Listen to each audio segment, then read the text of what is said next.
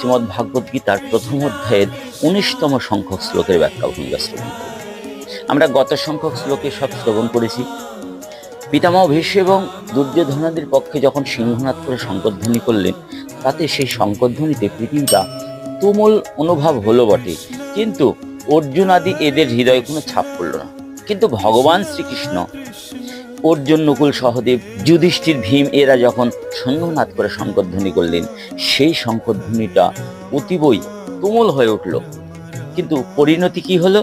সঘর্ষ ধাত্তার রাষ্ট্রানাং হৃদয়ানি বেদরাত নভশ্চ পৃথিবীন জৈব তুমুল অভ্যুন্নদায়ন। অর্থাৎ যখন সিংহনাদ করে শঙ্করধ্বনি করলেন, সেই শঙ্করধ্বনিতে ধৃতরাষ্ট্র পুত্রগণ এবং তৎপক্ষীয় সেনাগণের হৃদয়টা বিদীর্ণ হয়ে গেল, তারা ভীত তস্ত হয়ে গেলেন।